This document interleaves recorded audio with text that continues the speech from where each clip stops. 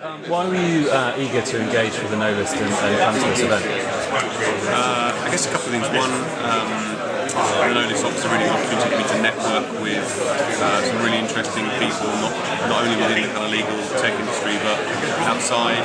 And secondly, I guess it's interesting to challenge, I guess, personally in terms of the way you think about things. It's a good opportunity to hear people you wouldn't get to speak normally.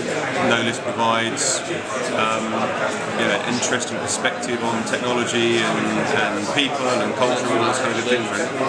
I don't know how many events you go to through the year. Is there anything different about this event that interests you? I go to lots of events, but they're all very different to this, thankfully. I do a lot of kind of IT type shows, but they're quite dull. The people that go there don't want to speak to vendors. The vendors want to speak to people, and it's not really a meeting of minds in terms of why people go to these things. This is a lot more casual in terms of it's not as formal in terms of that relationship.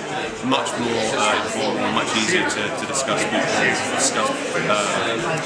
to talk to people about not only what we've heard today, but also kind of I guess the reason that I'm here is to make introductions and I guess also the seniority of people as well. So it's much more of a kind of C-level event. And in terms of the talks, in terms of the breakout sessions, is there anything in particular that you've taken from it that you can take back to your office, to your day-to-day work?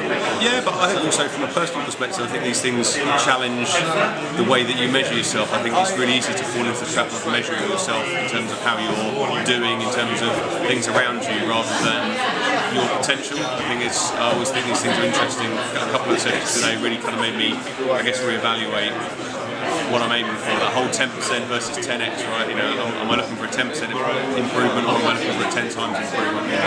Some of the things kind of really challenged. And to what extent does this event encourage you or discourage you to engage more with the No List and the community around the world?